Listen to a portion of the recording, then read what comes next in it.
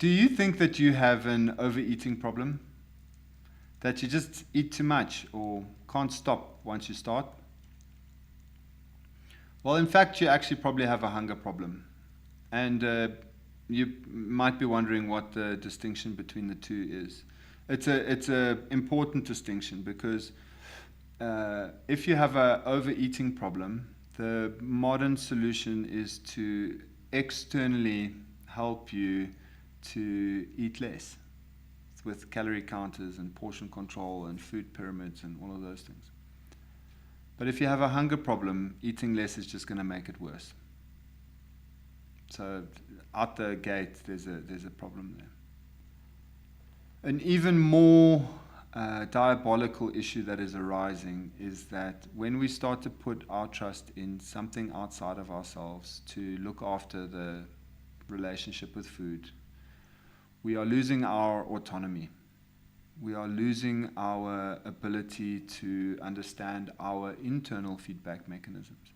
But what inevitably happens for most people is because they overeat, because they're eating the wrong foods ultimately, and I talk about that extensively in a lot of my other videos, so I'm not going to get too into it right now. But to switch off your hunger and ultimately eat less and then as a byproduct live in the body that you would like, it really comes down to food choices. But we've sort of been trained to believe that it's how much we're eating. And then we look for the system outside of ourselves, which is, from a surface level, seems like a good idea. But actually what we're doing is we're handing over our autonomy to something outside of ourselves. We're giving away our ability to learn how to have a relationship with food. And that's devastating. People are coming to me after years and years and years of dieting, saying like they just don't know how to eat. And you know, there's so much more to our relationship with food than just how much of it we're eating or putting in our face. There's the who, what, where, when, why, and how we eat. Some of the approaches focus on when, like intermittent fasting. Some of them focus on what, you know, whether it's paleo, carnivore, or whatever, vegan or whatever. Some of them, but not many, will focus on why or where. Actually, I don't think any of them focus on where, to be honest. And none of them focus on how. How is one of the most important parts of our relationship with food. I want to do a little series, so that was the introduction, into the who, what, when, where, why, and how we eat. If we look after all of these areas, you'll never have to diet ever again.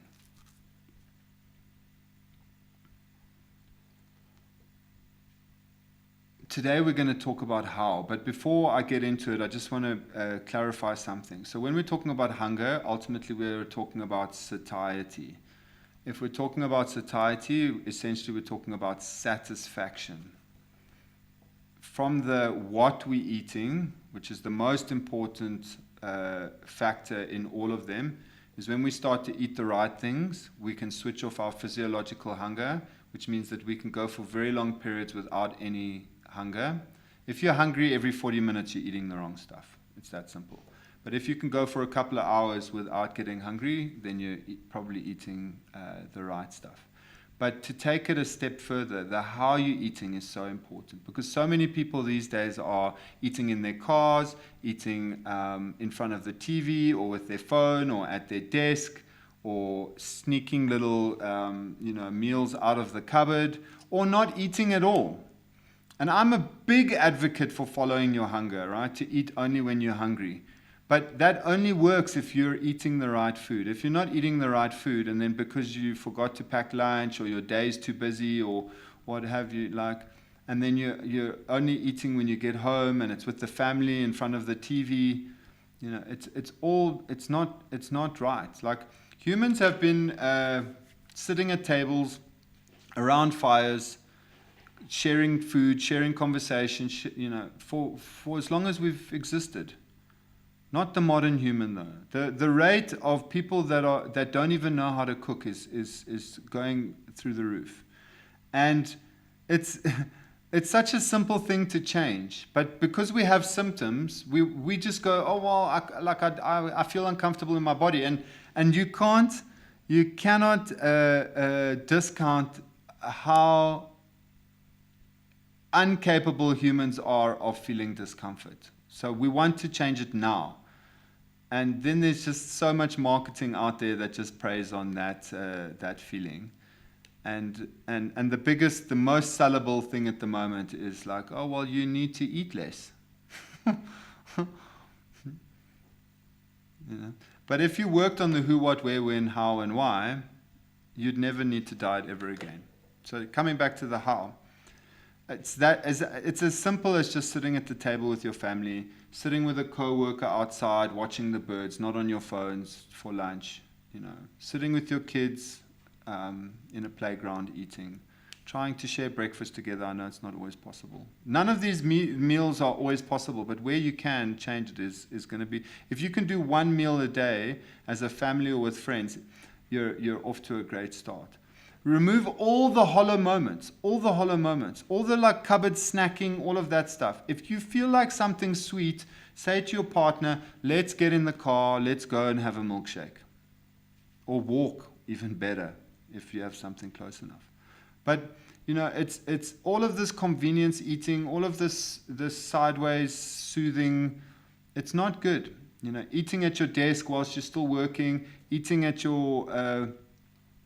eating in the car, eating in front of the TV, you're not paying attention to the food that you're eating, which means that you're inevitably going to overeat. One of the main cues I give people is like, if you are still putting food in your face when you are only just starting to feel hungry, you've overeaten. You have to learn how to stop eating before you actually feel full.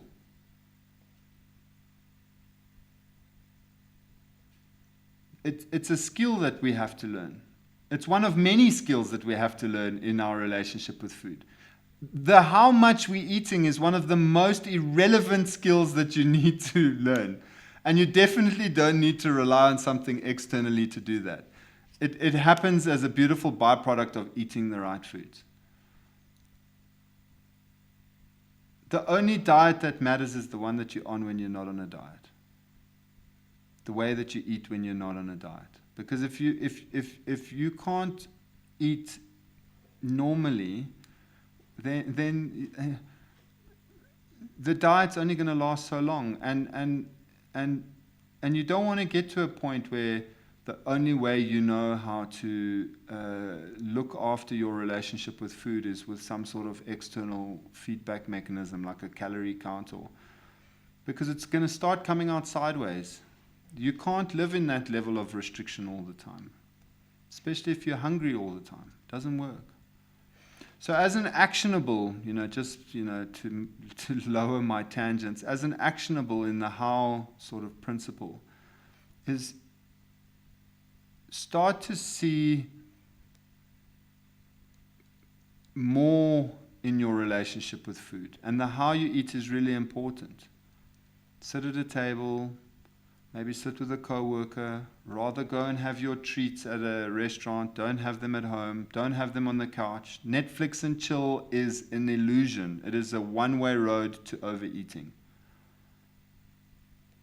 Just eliminate all the hollow moments. Make them special. Every meal should be special, because what it does is it adds satisfaction to your. It helps with the hunger.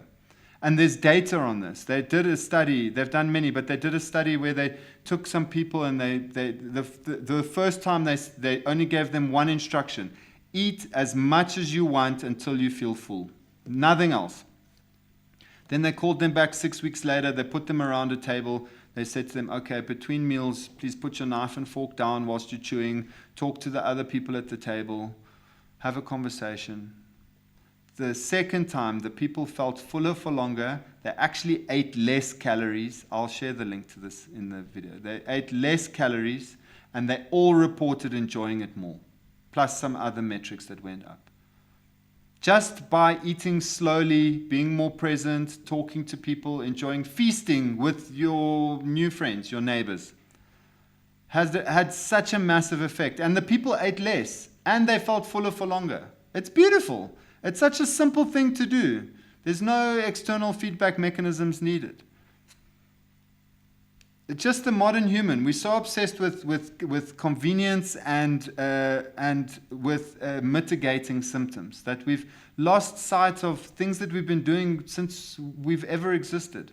Feasting with our family, feasting with our tribe, sharing moments, eating food to cultivate deep satisfaction.